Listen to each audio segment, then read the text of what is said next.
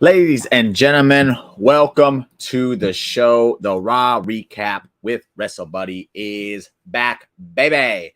The Drip King's voice has returned. Therefore, I can come and talk to you about the wonderful Monday nights of Raw. That's what we're doing tonight, baby. And I couldn't have come back at a better time because tonight's episode was marvelous. I missed the Raw after Mania. Thank you. And then last week, voice was still gone. Couldn't do anything about it. This week, I am back. We got Deshaun. He's back. I'm back. We're all back, baby. So thank you for joining the party. It's a good time. It's a good time. Looking good, babe. Thank you. I am looking good with the whole, Judgment Day colors going on and everything. But you looking good as well, babe. Thank you for joining. Thank you for joining. Okay, so we're just gonna get right into the show because again, tonight, I love tonight's show. They're on a roll. Ever since that Raw of Mania, I think every show has been a hit, and I think tonight has been the best one so far. So we're gonna jump right into it. First off, we're gonna start off. We get the Usos, Solo, and Heyman. They come out. They start talking. Before they can get anywhere with their conversation, the Judgment Day comes out. And I am interested. What is going on here? They come out. They stand side by the shot is awesome. It's amazing. If you hear from Twitter and you saw my thing, that's what I stole it from. It was great. What did I say? But they get in there face to face, and Damian just says, Paul. And then Paul explains the situation. Roman Reigns has reached out to the Judgment Day to take care of business for him, and then he will do the same for Judgment Day. So what we got going on there, we're going to have Solo Sikoa taking on Rey Mysterio, and then we're going to have Judgment Day taking on Matt Riddle, Sami Zayn, and Kevin Owens in the main event. Thank you. Gonna be great. That's a lot. I think there's another way around it, but I'm excited. I will talk about that at the end of the show. The main event. But yeah, so that's what the whole thing sets up is the fact that these two factions are going to be working together to take out each other's problems. I love the idea of it because one, it's getting the LWO involved, which everyone has always complained about is so weak, and it's like now they're in a very high profile position right here. That's awesome. Judgment Day still looking strong. Bloodline, obviously, what they're doing, and then Sammy KO, and it's great. I love it. So from there we go literally right in to Rey versus Solo. No Raw talk. No need for Raw talk when the Drip King has the Raw recap right here. So Rey versus Solo Sikoa. Them boys ate. And for all the talk about how WWE can't build up a star, if you ain't seen what they're doing with Solo Sikoa, you're talking out your butt. He is going to be a huge star. He's taken one loss. It was to Cody Rhodes. He's looked strong in every outing. No difference here. He worked so well with Rey Mysterio. I'm so excited to see what they're going to be doing with Solo. A lot to do with him there. This match, the Usos try to get involved, but here comes the LWO waiting in the crowd. They jump the crowd. They take out the Usos. Thank you. That was awesome. But it wasn't enough of a distraction to stop old Solo Sikoa from grabbing Rey. Solo spike, 1, 2, 3, picking up the win. Afterwards, Usos come in. They start jumping on Rey, and the LWO beat him down. The way that each segment flowed together, that's what I'm talking about. Great way to open the show. We go to the backstage, and it's Gable and Otis. They're talking to... No, I think they're being interviewed. I can't remember what it was, but it's something along those lines. Well, good morning to South Africa. Thank you for joining, buddy. Thank you for joining. And Gable's talking about you can't split up me and Otis. And then Maxine goes, you mean me and Otis? And they're fighting over him. They get into a little shoosh off. Gable gets mad because he's just saying it wrong. It's shoosh. Maxine can't do that, so she's wrong. Gable's in the right. Unfortunately, no Gable match tonight, but we did get to see Gable, and I guess that's that. I'll look at that as a half win. Then from there, we go to a Dakota Kai versus Bianca Belair match. I'll say this match took a while to get going. I don't think Bianca and Dakota had very much chemistry, but towards the end, it started to click a little bit, and the match wasn't bad at all. Made sense. Bianca's going against Io. Dakota's just part of that whole shindig. Match makes sense. Not a bad match. I'm with it. It's good. Good time. Good time. Bianca obviously gets the win because she is the EST, and that means the most. No, she's the PUSHED, the most pushed in all WWE at this point. It's crazy how long they've booked her to look this strong. It's been a long time since we've seen that, aka John Cena or Roman Reigns, I guess, but he's on another atmosphere at this point. Anyways, from there, we get a Bronson Reed hype video. Made me think, okay, no Bronson Reed tonight, but at least they gave us a video. That's cool. I'm with it. Judgment Day. I like the idea of them implementing these videos from time to time just to remind people, like, hey, don't forget about the guy. It's a very effective way when you can't get someone in a match or something like that to be like, hey, this person is still in our thoughts and they're still part of the plan. Don't forget about them. So it's very effective way of doing that. I liked it. He's calling himself Mr. Nice Guy now. I like that too. Bronson Reed in a suit as Mr. Nice Guy. That's money. That's money. Put it on a shirt. I'll buy it for real. After that, Cody Rhodes comes out. This has been my favorite Cody Rhodes segment since he came back from his injury. It was awesome. He comes out and he goes, I don't want to talk. Brock, get out here. Adam Pearce comes out. No, Cody. No, please. No, Cody. No, you're not even medically cleared. I can't have you doing that. Then the security comes out. He goes, I'm going to make sure this doesn't happen. And then Cody don't care. He starts fighting security. Brock comes out. He's all looking like the Undertaker in a trench coat and a cowboy hat, decked out in black, looking evil as hell. He just stands there. He's laughing at Cody. Then Cody he takes out all the security. Adam Pearce says, please, Cody, stop. Do not do it. I will give you a match against Brock at Backlash if you just stop. Please stop. Cody's like, no, I want him now. So then he jumps. He goes after Brock. More security comes, grabs him, takes him back to the ring, holds him back. Brock laughs, leaves, and then Cody says, So then he starts taking out all the other security, takes his match, says, I see you with that stupid cowboy hat. You're no cowboy, Brock. You are a coward. Drop mic, done. Brilliant segment for Cody. Brilliant segment. That shows the fire. That's what we've been needing out of Cody. Not the arrogant Cody, the just full of fire, piss and vinegar Cody. That's what I want to see. There you go. There's a little bit of info for anybody that's watching. Van Vicious from the Memphis Championship Wrestling was one of the security guards. Was the one that has Kenny Omega hair. My girl saw the blonde and the black hair. She said, that looks like Kenny Omega. So I'll assume that was Von Vicious. Probably not, but that's what I'm going to say. After that, we get a Miz versus Seth Rollins match. And if anybody had Miz versus Seth Rollins putting on a banger on their bingo card for 2023, go ahead and knock that one off your little card, because that match, as I said on the Twitcher machine, if we could get Miz putting on matches even half as good as that one, just altering that character, get rid of the goofiness of him, get a little bit more serious and vicious Miz, man, put him on TV every week and I wouldn't even be mad. I wouldn't be mad. He's got to do something and wrestle like that, though, because this match was awesome. Rollins ends up getting the win, clearly. Don't know what's up next for Rollins, honestly. I don't know what his direction is going from here. It'll be interesting to see what happens. He's probably not going to be on the Backlash card from the looks of things, unless they start ramping some things up, but we shall see. Up next, we get, I think at this point we saw Brock walking through the back, and then he walked out of the building to nothing. There was nothing. I think that happened here. I didn't write it down because it wasn't important, but I did just mention it. So there you go. In case you were wanting to know, I just told you. Next up, we get a KO Sammy and Riddle segment in the back. It starts off with Goofy, and I know everyone's like, oh, boo, I don't like this version of Matt Riddle. He goes, I got an idea. He's got Solo. He has the Samoan spike, and he spikes you.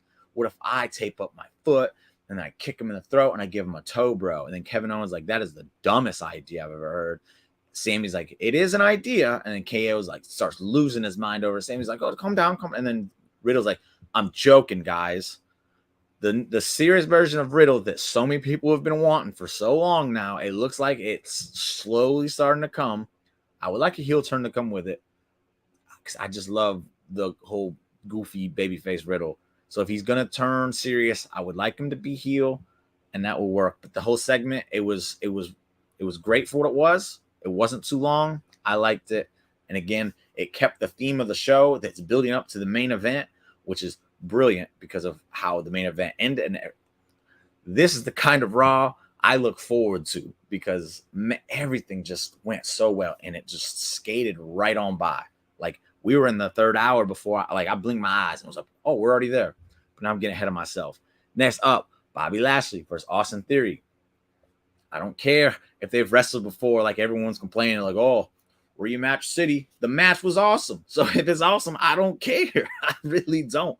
It was awesome. Plain and simple. Bobby wants the United States title. Austin Theory has the United States title. So he's clearly got to wrestle him to get it done.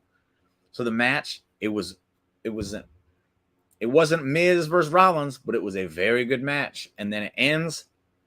Bobby Lashley, he escapes the A-Town down, puts Austin Theory into the Hurt Lock. Theory rams him into the corner, and before he could tap out or anything else happens, here comes Bronson Reed, splashes both them boys, that breaks up the hold, ends the match, and then Bronson Reed destroys Bobby Lashley.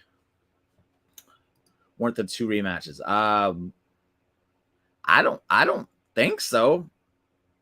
There might have been. I don't know. I know that this one was, but again, it hasn't happened in a minute, and it's not a rematch that is like pointless.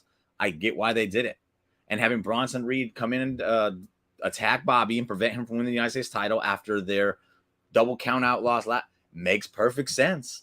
And then he destroys him. Bobby tried to fight back for just a second, but then Austin Theory weaseled his way in, hit him with that little flippy drop kick in the ring, and then he left. He ran out. Bronson Reed even gave him a look like, "What are you doing?" And Theory was gone. So then Bronson Reed went up top and hit the best finisher in wrestling today, the Tsunami on Bobby Lashley. Ended that, man. Great segment. I'm so looking for it. I know Tidy is loving it too. He probably not gonna like tonight's segment, but he's loving the idea of Bronson Reed and Bobby Lashley. So great. It was just great.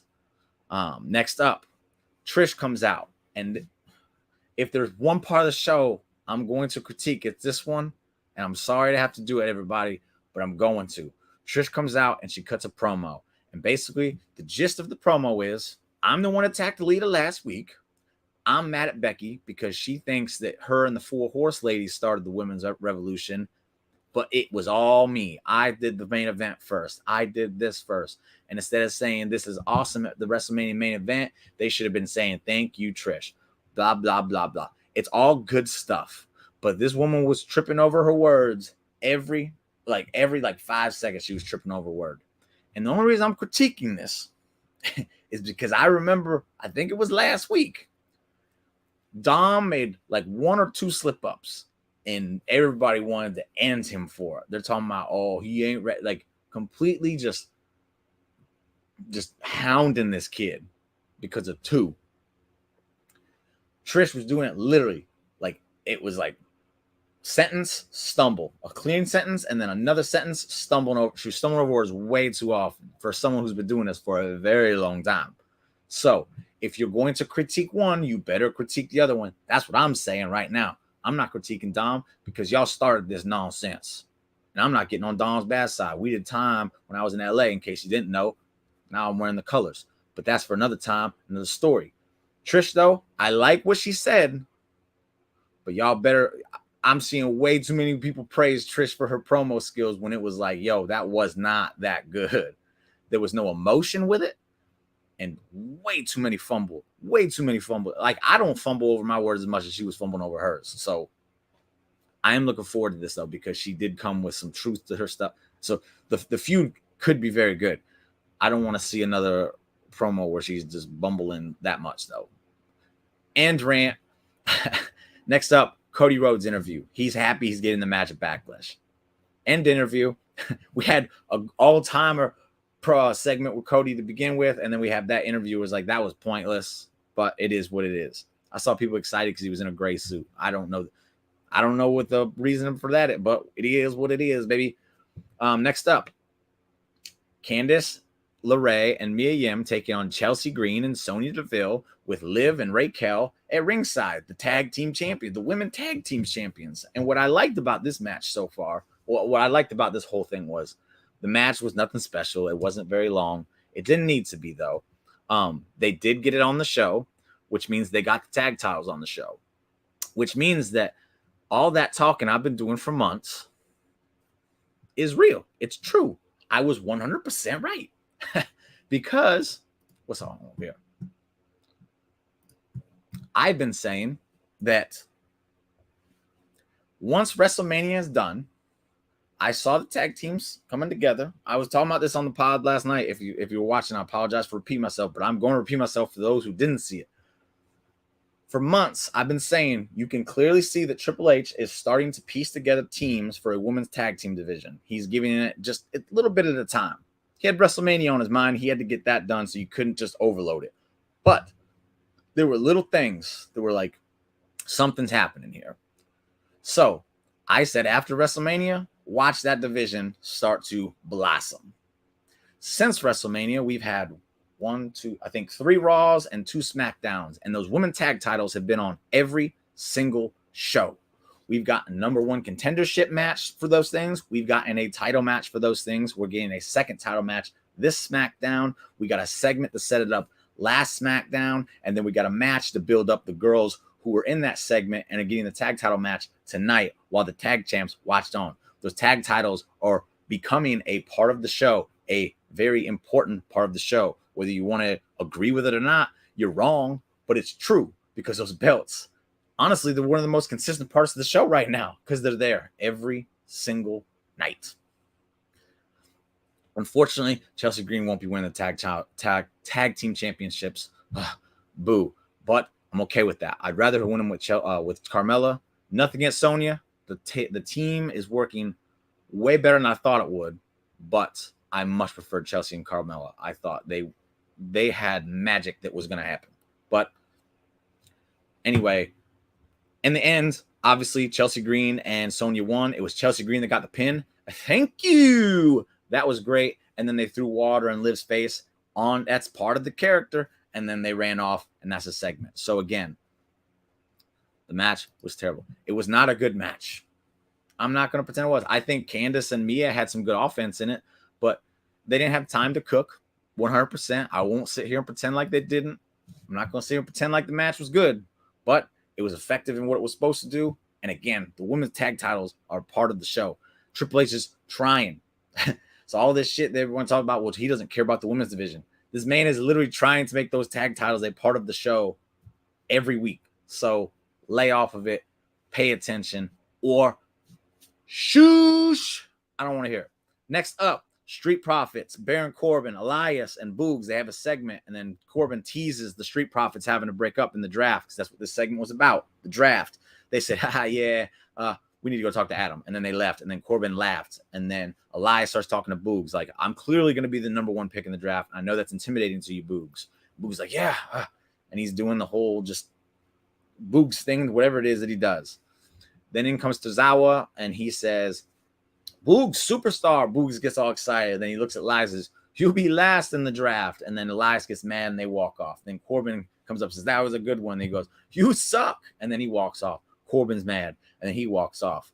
It's a comedy segment. It was perhaps just a tad too long, but it wasn't crazy long. It did its job, just continuing to remind people that, hey, the draft's coming up. And the fact that they're putting this much stock into it says, okay, yeah, he says it's a big deal. They're treating it like a big deal. Thank you. That's all we want is some consistency with what you're saying and what you're doing. And that's what's happening. So thank you. I liked it. Next up, Usos segment. I'm not sure if they called out the LWO. They definitely talked nonsense on them, which I'm all for because Usos versus Legado del Fantasma. I won't call them boys LWO. It's the whole group. But I think that would be a great match. Put it on SmackDown. Give them boys some time to shine. I think it would be awesome. And then they talked about their tag title match that they have against Sami and KO coming up in a few weeks. End of segment. Again, it got the LWO out there, which is great because, again, I've been hearing too many people say they're booked weak. Well, now they're a very integral part of the biggest storyline in wrestling. You can't be mad at that anymore. but I'll move on. Main event time. Sami Zayn, Kevin Owens, and Matt Riddle taking on Judgment Day and Rhea Ripley at ringside. Good match. Fun match. Rhea Ripley ends up getting kicked out. My boy Dom was selling his booty off. He took some nice little bumps. He looked like he belonged. And I always say this with the young guys. When they're in a main event with this much talent, Kevin Owens, Sami Zayn, Finn Balor, those are like 3 main event guys. Damian Priest is right there on the edge. Riddle's right there on the edge. He's in there with some big hitters, and he looked like he belonged. That's a very important thing for Dom moving forward because he's comfortable. He's confident. He just has to get that ring stuff a little bit better. And I guess not fumble over 2 words every few months when he cuts a promo. I won't get into that. That was dumb. Anyway, the match, fun. It was just fun. It was a 6-man match, and WWE 6-man matches rarely ever miss. Like, seriously, rarely ever miss. In the end, again, Rhea got kicked out because she tried to trip up Sami Zayn when he tried to go over the top rope and take everyone out. Good. We didn't see that segment that part where I was literally talking to Albert about this last night on the pod where everyone just huddles around, then someone dives. We didn't get it because Rhea stopped it. Thank you, Rhea. Much appreciated. She gets kicked out. She throws a fit, obviously. And then that's when things just go to horrible for Judgment Day. We start to see each person take each other out. And then it comes down to Sammy and Dom. That's what it comes down to. I think he hits a haluva kick. Kevin Owens hits a stunner on Finn. Then he hits a stunner on Damian. And then he tags in Riddle. Riddle hits the Broton on Finn. Hits it on Finn, pins him 1, 2, 3, gets the win. Out comes the Usos to take out them boys while Judgment Day watches on. Then out comes the LWO to take on everybody. And it's just a massive faction warfare to end the show. Very Attitude Era-esque.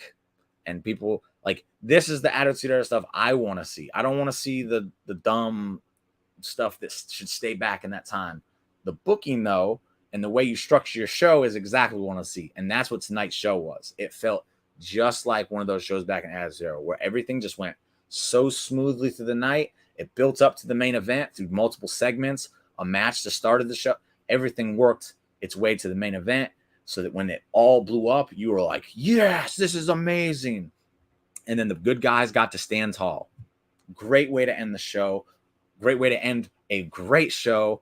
LWO, again, I can't stress this enough. They're literally feuding with the second hottest act in wrestling, and now they're part of this storyline that's the biggest act in wrestling, the Bloodline and the Judgment Day. And now they're siding not only with Rey, but Kevin Owens and Sami Zayn, 2 of the 3 biggest, hottest baby faces in the whole company. Good things are coming for these boys. I promise you that. It's clear as day. Again, I can't stress enough. I love the show. You could probably tell by the energy I'm bringing tonight.